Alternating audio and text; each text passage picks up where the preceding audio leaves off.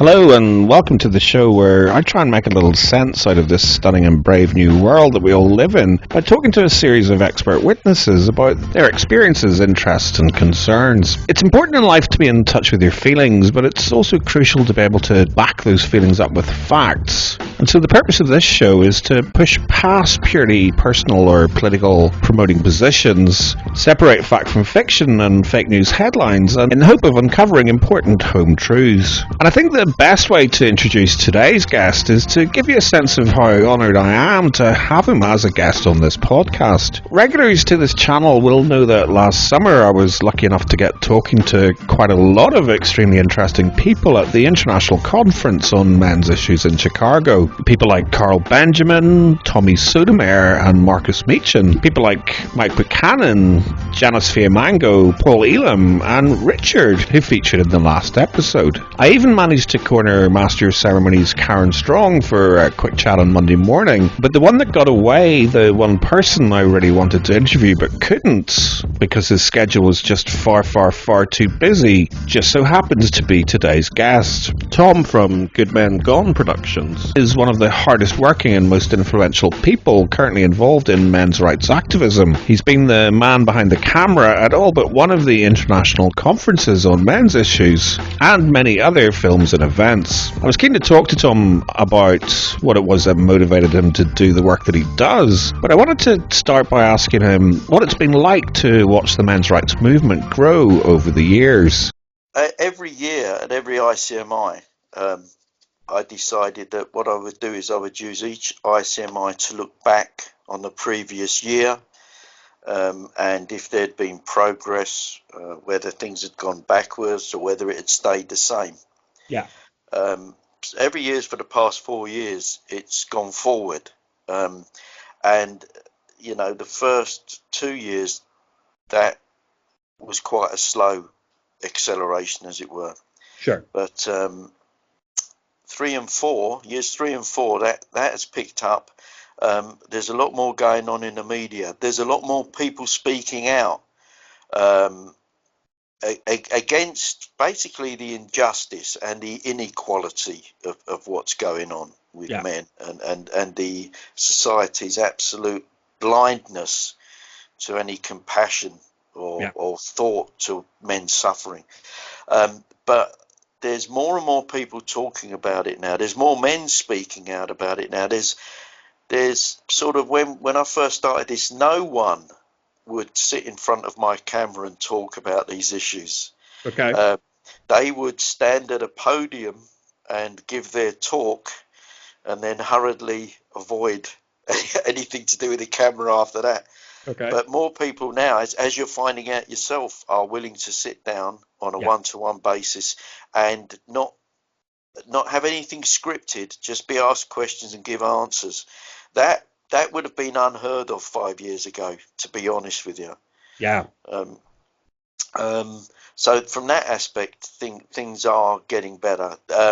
We have politicians like Philip Davis speaking out, the political voice, and we're getting more, especially, I won't say girls because they won't like that, the women.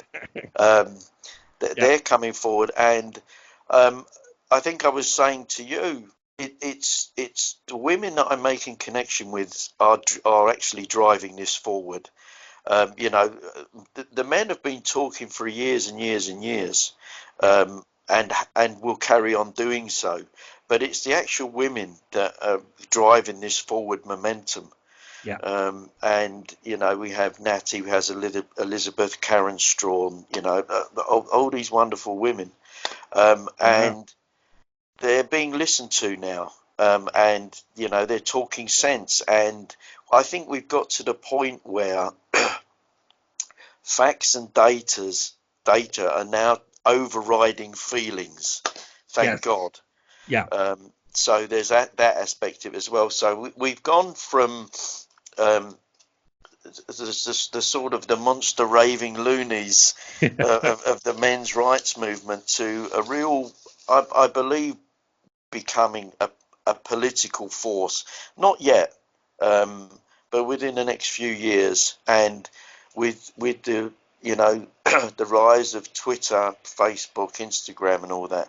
I mean, just now, this ICMI, there's now a huge community forming on WhatsApp from ICMI 19, and it's only going to grow more and more. So I think we're reaching the point of what they call organic growth, where it's not so much of a struggle.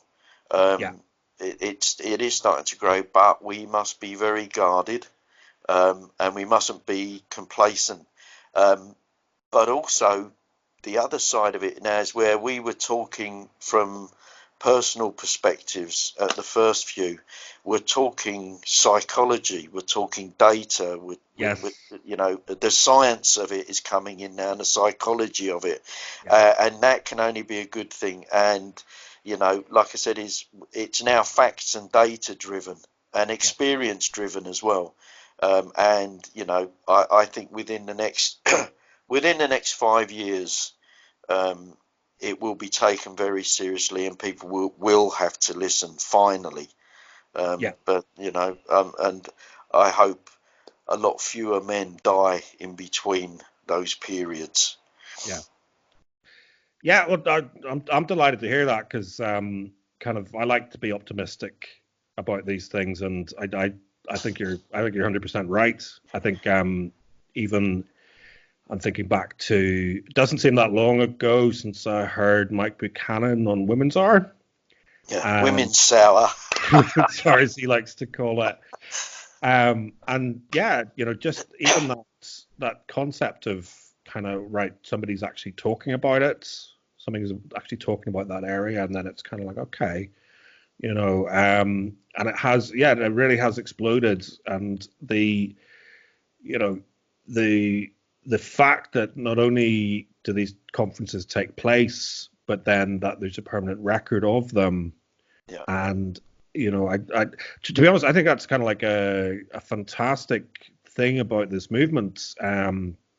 And you see that. Have you been involved with the psychology conference as well? Yes. Yeah. I mean, so you know, and again with that, all of the content is there for people to make their own mind up about. And it's available, and it's free on YouTube, etc. And you know, I think that's so powerful. That I remember whenever the Guardian did that hit piece on Philip Davis. Yes. And they included, you know, they were basically, you know, well, you know, clearly they were smearing him, but they were quoting a couple of things he said about sort of feminist zealots. And you know, as if, like, you know, this was a major controversy. And that he was saying that, you know, kind of that men are treated more unfairly by the justice system. But they included a link to his 1 hour speech. And which provided, you know, kind of all the evidence to, you know, so what, as he said this year, kind of, you know, he was accused of saying something controversial, but if you watch his speech, there's nothing controversial in what he said.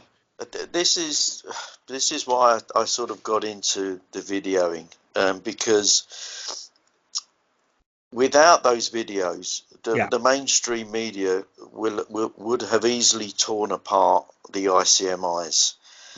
You know, we had, I think it was the first one in Excel in London, was that 16, where we had a so-called journalist turn up and actually did a hit piece saying that, you know, it was very white, it was very male. And I actually had videos of Natty breastfeeding her little boy. And you know, there was Richard there was you know, there was Anil Kumar, who's sort of Indian, so there's a whole mix there. And so it became very apparent that in order to counter what the mainstream media are going to do, the only way to counter that is to have video evidence. And it became very apparent very quickly that this was going to be the way to go. You know, initially it was done as record, but as also as a guarantee that we could prove everything that went on at ICMI to any detractors when they came along. Subsequently, they have become part of record, like you said. You know, quite often in my, let's call them debates on Twitter and Facebook, one in particular is male circumcision. I will use, Tim Hammond gave a talk at 2016 about male circumcision, and I will point people to that video because it outlines very specifically the damage that it does. And the numbers, and worldwide, you know, the amount of men that die from it. And it absolutely stops everyone in their tracks. They don't come back and argue with me. They just go away, which is fine. But I'm not doing it for them. I'm doing it for the people that are watching and listening the conversation that went on. So, you know, and so they have become part of record, and that's what I'm hoping as well. This year was the first year I'd done the male psychology conference, and I'm hoping I'm going to do it every year afterwards, because again, there's so much information in those videos that you can point people to. I was doing it at ICMI. I was getting American psychologists and pointing them at the male psychology conference. So much so, I think 2 of them have said that they'd like to attend next year's.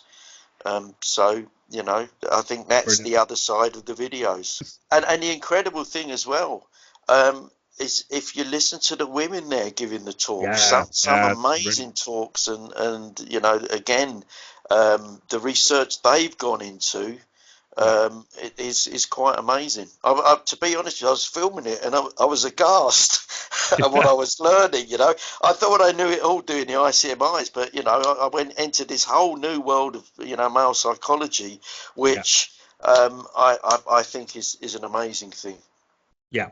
No, I 100%. You know, I don't really bother engaging. Sometimes it's very hard not to. But you have kind of, you know, quite high profile social scientists on Twitter who just talk the biggest load of nonsense, and they you know, they turn their nose up at, oh no, well, you know, I'm not going to watch a YouTube video. You have to kind of send me a citation, you know, a paper. And that, you know, that's is such a crucial element that there, you know, there's more and more research being done in this area, and you know, increasingly it's because it's acceptable to talk about it, and that's because people are, you know, kind of finding your videos. Something that Tommy Sotomayor said, which struck me as hilarious, apart from anything else, was, you know, I was imagining kind of the same thing going on with your videos. He was talking about a lot of his audience are, you know, kind of black men who will be, or just men, who'll be almost like sort of hiding in the cupboard watching his videos. You know, what are you watching? Oh, it's gay porn. It's gay. Yes. You know, so the number of people that, you know, kind of find these videos online, and that, you know, kind of my approach has always been open source, and that's why I kind of have such a connection with the work you do in the movement. Really, is that it's there, it's all there to make your own mind up. You know. Well, it's I when I started this, I decided it has to be self-funding to start with, and I have been made offers where several sort of companies have approached me and offered to fund my entire ICMI trips. But they came with caveats. And that's the one thing I won't tolerate. And that's why I have to say something about the guys that fund me, the guys and girls that fund me through the GoFundMe. They funded me every year for every ICMI. And you know, they don't get enough credit, because without them there wouldn't be a me doing it, or there would, but it would eventually bankrupt me. And they're growing, and I get funded quicker every time, except maybe Australia's going to be a big push this time. But it allows me to remain independent. It allows me to look at something and say yes and no. And if I go into it without any preconceptions, without any, like we said, caveats from my backers and stuff. Yeah. And that's very important. It really, really is very, very important for me to be able to do that without having to be funneled off. I was talking to Cassie J Yeah. when she was trying to get funding for the Red Pill and all the trouble she went through, where she'd get funded, but with guidance, as it were, Yes. for how the film was going to turn out. And I promised myself I'm never going to go down that road. Yeah. And so far so good. Can I ask? I mean, just on that point, you've said you retired. Do you think that has? I mean, obviously that maybe kind of frees up a bit of time. Yeah. But in terms of I'm conscious. Some of the most outspoken kind of leaders are retired, and it just strikes me that they don't have that threat, that sort of Damocles hanging over their head. Was that ever something that was a kind of a bother for you whenever you were working? I very, very much so. The business I came from, aviation, would have seen me kicked out without a second thought, had it been known that I was doing what I was doing. Wow. It's just a lot easier to get rid of the problem. Okay. I can sort of understand it. I really can. It's an industry where everyone is watching it, and the slightest hiccup, and the entire media stream is on it. So I kept it very quiet, and to be honest with you, was chomping at the bit to retire from it. Okay. Because then I could basically not give a toss. I don't care about getting fired now because no one can fire me. However, I still remain anonymous to outsiders because of the background work I can do connecting people. And I think we spoke about this in Chicago, where it's easier for me, because nobody really knows who I am, to connect people of different backgrounds that I know have a connection, but they don't. Okay. And also, it's I'm not a known misogynist, and so it's easy for people to talk to me. Okay. Yeah, and you're very modest with it, because the amount of time and effort you put into it. I was pleased to see you did get a bit of recognition at the end of. Yes, my Quentin Tarantino award, and that was totally unexpected. I was more worried about, there was an award ceremony for, I think it was Harry Crouch, from basically the ICMI for work he's done in the past, and I was worried about missing that, which I did. Okay. And I was thinking at the end, as it was coming to the last, I was thinking, can you lot just bloody hurry up, because I want to get off to this presentation ceremony in the other room. Yeah. So it did. It totally came out of left field for me. Yeah. No, it was well deserved. It was good. It was good to see.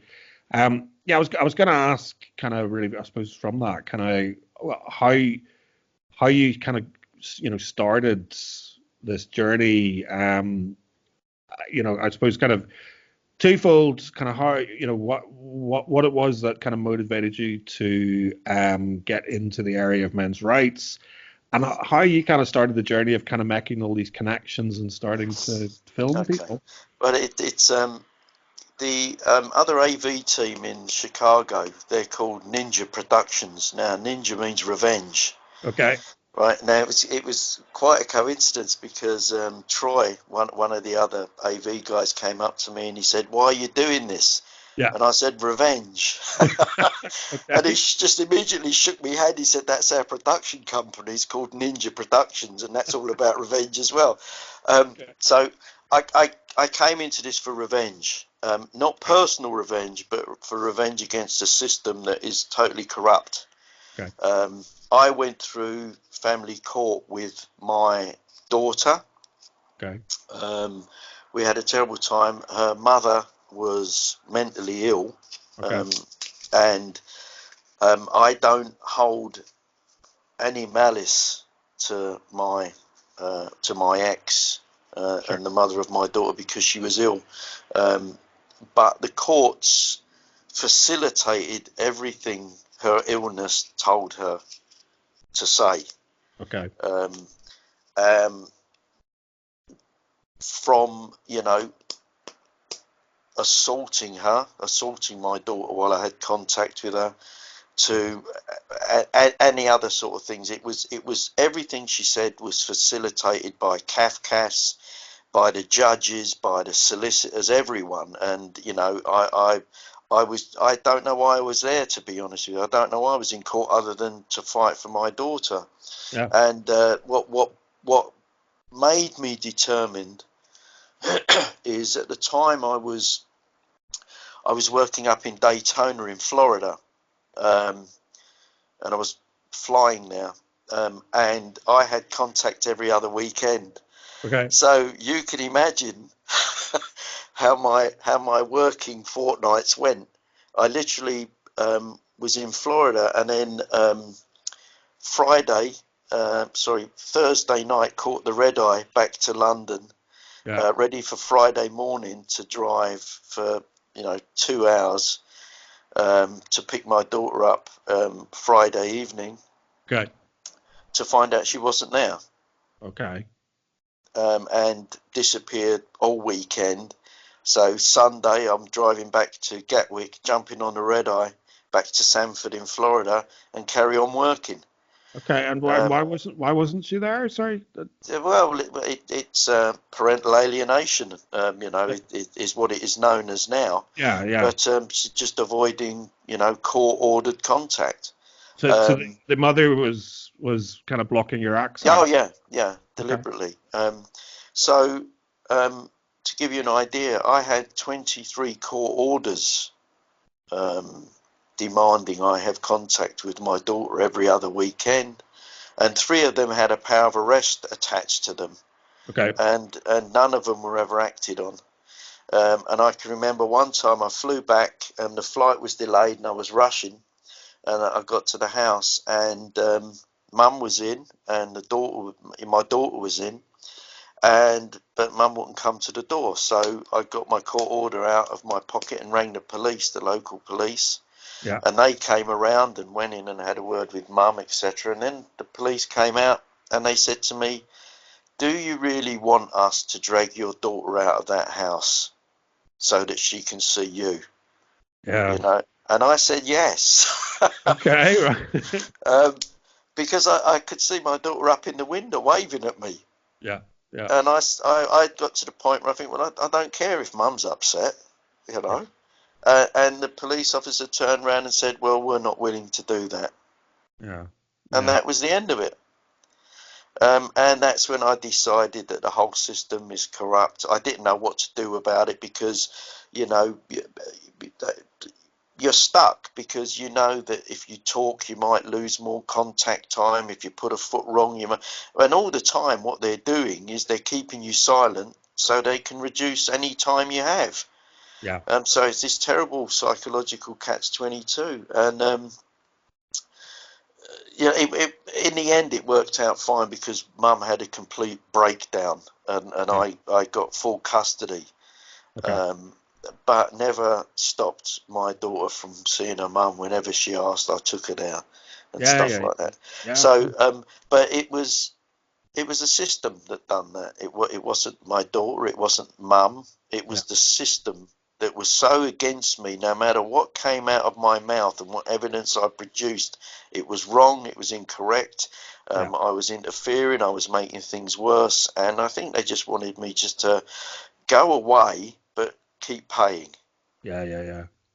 And that, yeah, I mean, parental alienation and even the battle to get that recognized as abuse, Yeah, as, a form of domestic abuse, it's quite remarkable that, yeah, and it's very telling that it is, it's been such a struggle, to get that, that concept even kind of acknowledged, because I mean, Yeah, it's a very common story yeah. told.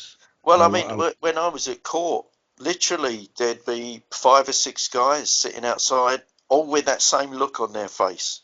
You Yeah, know, what's going to happen to me? What's going to happen to my kids this time? yeah, And it was just endless, and it was relentless. And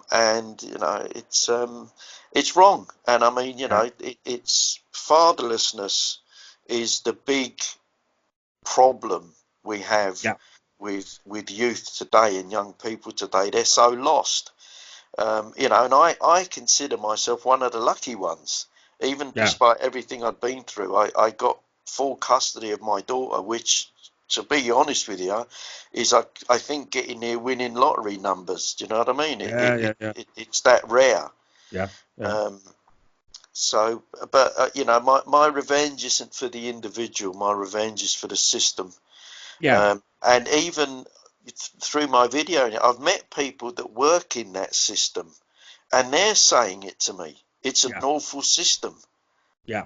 So Well, that again, I mean, I was interested to hear kind of Paul Elam's kind of backstory as to, how he got involved, and, kind of many people, when they see the system in action and just some of the just remarkable double standards and, clear inequalities, or, discrimination yeah, essentially that's built into the system, that, I think they kind of, one of the problems is, unless it happens to you or you're kind of very much involved in that system, you yeah, don't see it. You don't yeah, really kind of know, and it has so many implications that kind of filter through into society. And as you say, kind of, fatherlessness, the epidemic of fatherlessness.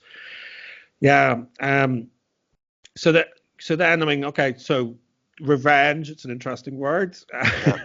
but yeah, And I from there, as most guys, I think at least 70% of the guys I talk to, and I say to them, well, how did you get involved? They all settle on one person, and okay. that's Karen Strawn, her videos. I heard that so many times in Yeah, photography. Yeah, yeah. And I bumped into one of her videos. I think it might have been through J4MB or a Voice for Men website. Just stumbled across her yeah, and spent hours, literally hours, just watching every single one of her videos. And I was thinking, who is this woman, and yeah, why is she like this? Because I've never come across a woman like her. yeah. Um, who was to know that 5 years later I'd be sharing a hotel room with her? That's right. I forgot Which about is that. quite an irony. But so she got me into it. And from then, I started looking at A Voice for Men, obviously in America. Then from A Voice for Men, I came across J4MB. Yeah. And my other training was as a photographer. Um, Okay. so I used to do professional photography, fashion, catwalks, music, Yeah. album covers and stuff like that. Yeah. So so I getting back to how I got involved with Yeah. Yeah. ICMI. I actually dropped Mike an email, and I think I said, look, you don't know me, and I'm just putting it forward that I'd like to offer my services to come and photograph the event. And I think, if I remember rightly, he said, well, we've already got a photographer, but can you do video? Okay. And I can do video as much as anyone can with a Yeah. Yeah. fixed Yeah. camera and press record. Yeah. But I've never been one to slam a slightly ajar door and just immediately said, yes, of course. um, Okay. so that's how I got involved with the first ICMI. And you know, earlier on we were saying, have you seen any progress through the ICMIs over the years? I'd say the progress of ICMI, the actual progress can be directly aligned with the video process of the same ICMI. So if you look at the quality Okay. and the directing of each video, that's the same pace that the ICMI is actually going at.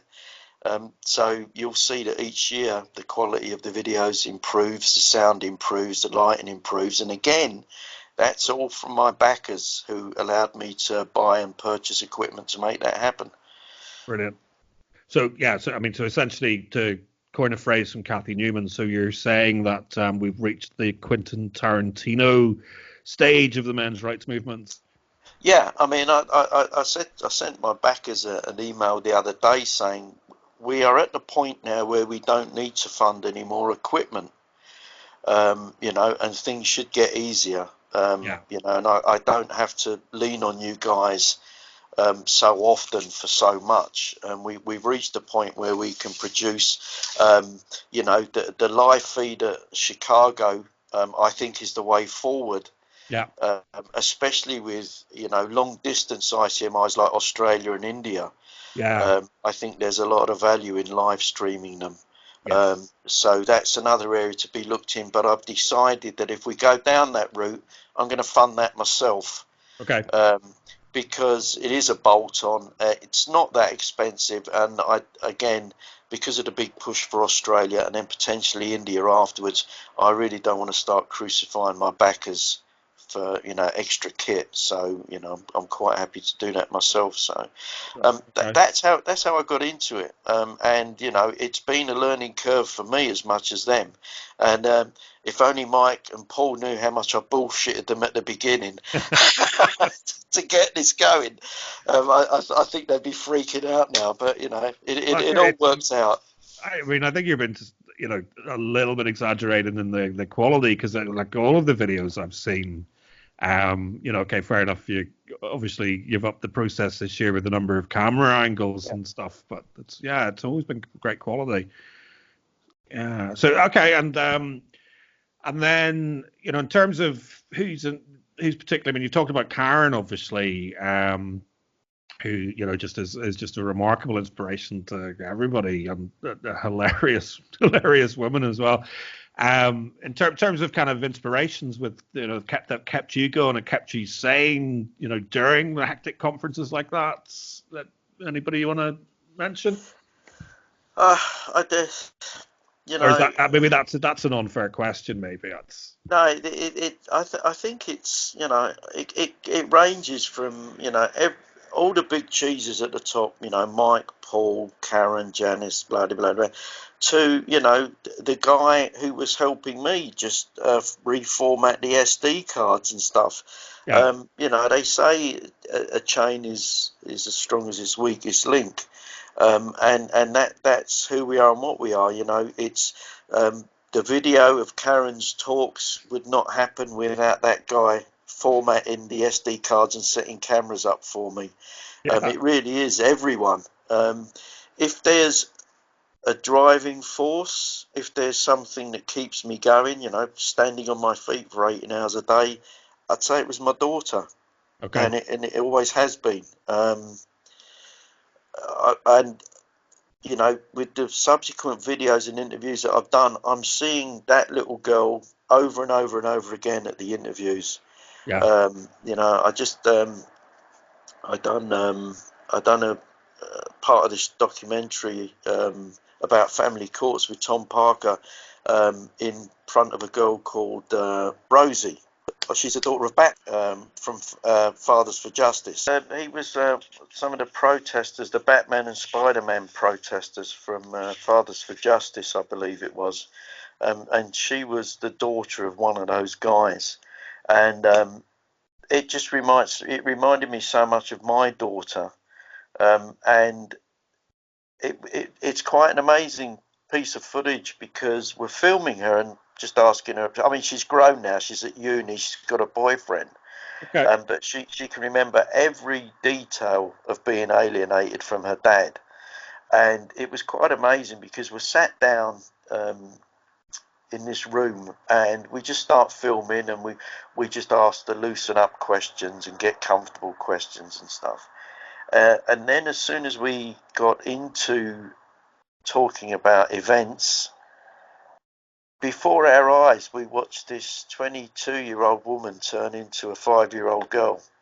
Oh, Um, the way she was talking, the way she was describing things, and I might choke up a bit now, but there wasn't a dry ice in the. I couldn't bloody focus because my eyes were filling up all the time, yeah, And then as soon as she finished talking, and we went back into sort of a more comfortable conversation.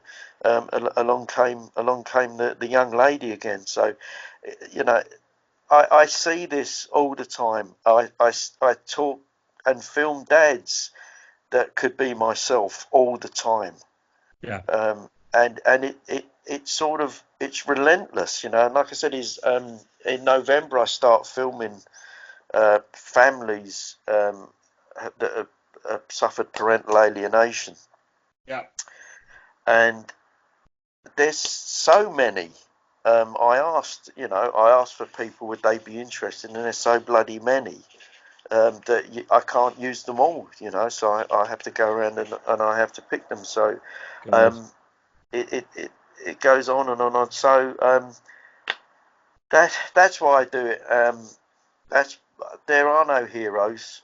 Everyone's a hero as far as I'm concerned. If you stand in front of my camera and you talk, you're Yeah. my hero.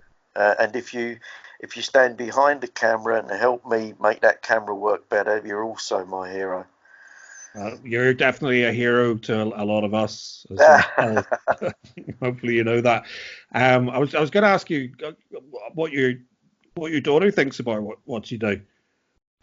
um, she, I think, because it happens all the time, it becomes a bit like, do you fancy a cup of tea, Dad? No, you're doing another conference and this, that, and the other. Um, uh, she's very comfortable with it. She's been brought up in a male household. Yeah. It's she's small, petite, very feminine, but at heart she's got a bloke's attitude, and her poor boyfriends suffer for it, I think. But she knows, and the great thing is she sees both sides of the argument now, whereas I would think, had she been brought up in a more feminist environment, she'd have a very one-sided outlook on things. Sure. But I think she's very balanced, and will call bullshit when she sees it, regardless of your genitalia.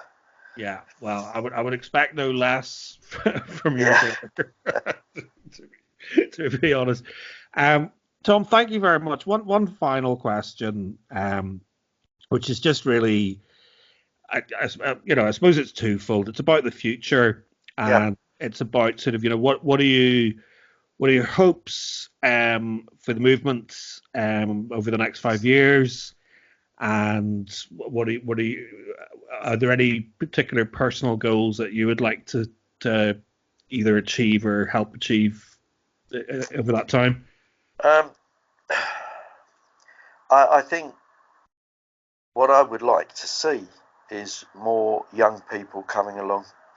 I can't do this forever, Yeah, and there is no one.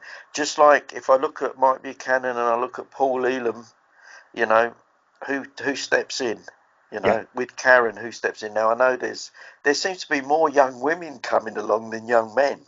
yes, So we need to look at that. So I hope we can find a way of bringing younger people in.